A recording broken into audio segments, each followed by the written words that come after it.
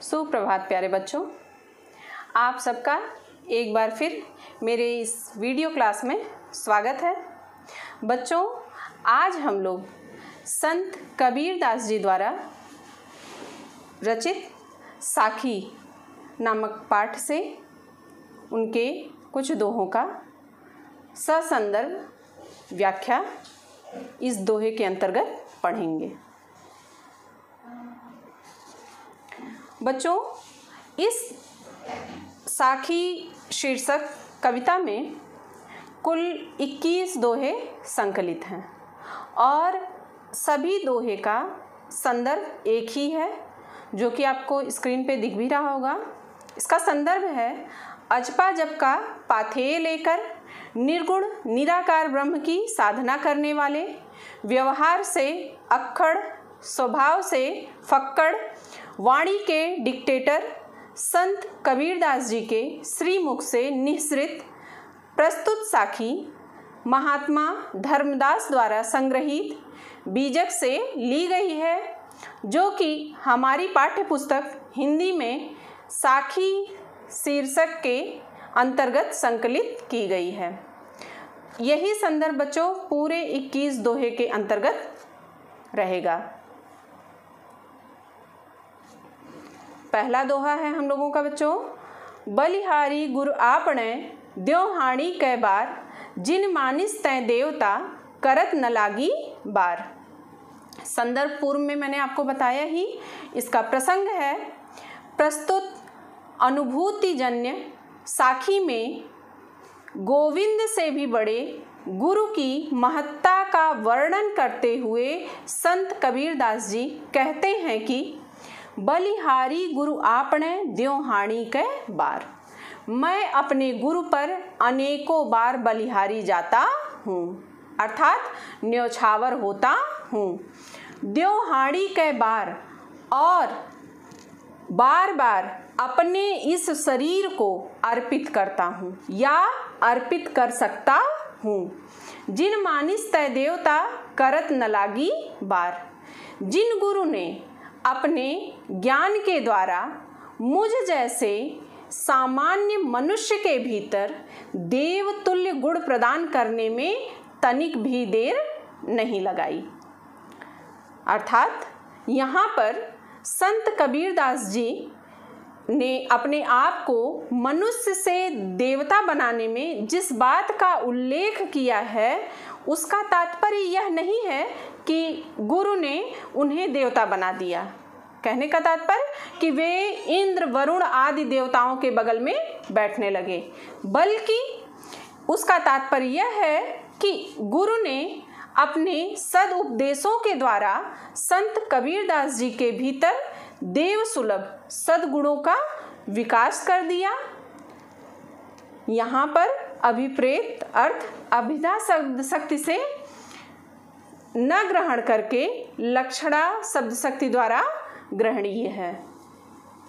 अब बच्चों, इस दोहे का हम लोग काव्यगत सौंदर्य जानेंगे। काव्यगत सौंदर्य है बच्चों, गुरु के प्रति कृतज्ञता एवं समर्पण का भाव अभिव्यक्त हुआ है। दूसरा पॉइंट है रस, शांत रस का प्रयोग है इस दोहे में। भाषा सदुक्कड़ी है। शैली मुक्तक काव्य शैली है। छंद दोहा छंद है। अलंकार अनुप्रास एवं यमक अलंकार का प्रयोग किया गया है। गुण प्रसाद, शब्द शक्ति, अभिधा एवं लक्षणा।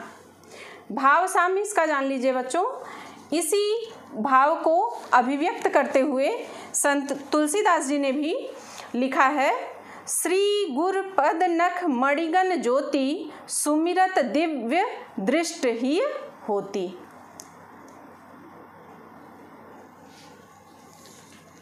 अब दूसरा दोहा पढ़ेंगे हम लोग बच्चों। सतगुरु की महिमा अनंत, अनंत किया उपगार, लोचन अनंत उघाड़िया, अनंत दिखावण हार। इसका प्रसंग है प्रस्तुत दोहे में संत कबीरदास जी सतगुरु की महिमा का वर्णन करते हुए कहते हैं कि सतगुरु की महिमा अनंत, सतगुरु की महिमा अनंत है, अर्थात उनकी महिमा का वर्णन नहीं किया जा सकता है। अनंत किया उपकार और उन्होंने मेरे ऊपर अनंत उपकार किए हैं। लोचन अनंत उघाड़िया अनंत दिखावण हार, उन्होंने अनंत को देखने वाली शक्ति मेरे लोचन अर्थात नेत्रों को प्रदान की है, अनंत दिखावण हार, और अनंत ब्रह्म का दर्शन भी करा दिया है। अब इसका काव्यगत सौंदर्य हम लोग जानेंगे बच्चों। काव्यगत सौंदर्य है, गुरु के द्वारा दिए गए ज्ञानोपदेश से ही परमात्मा के दर्शन होते हैं।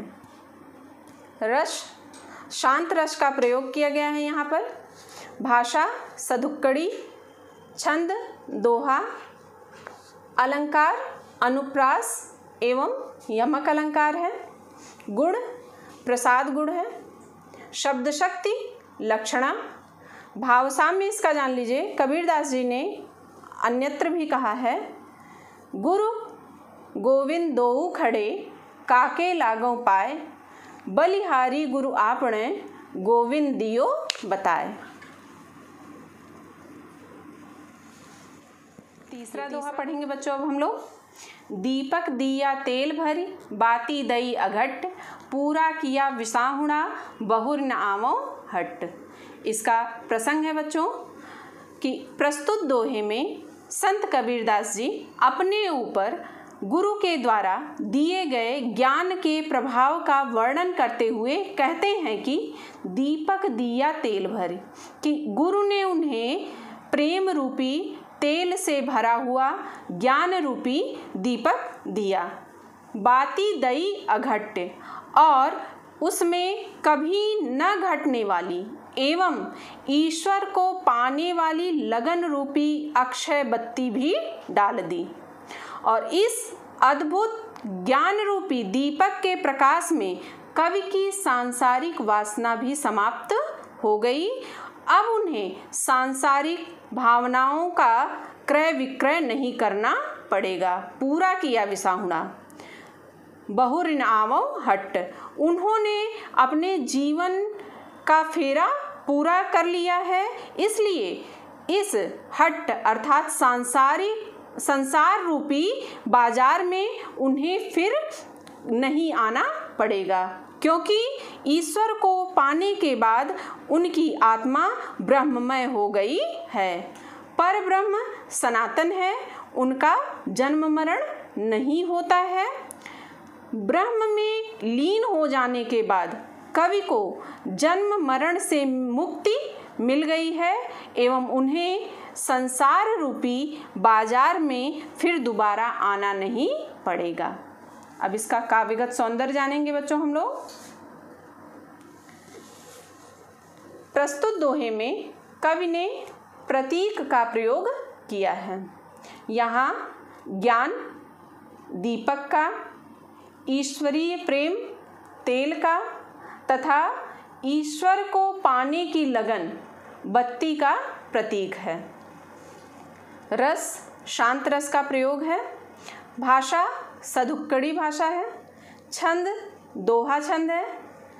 अलंकार रूपक अलंकार का प्रयोग किया गया है। गुण यहाँ पर प्रसाद गुण है। शब्द शक्ति लक्षणा।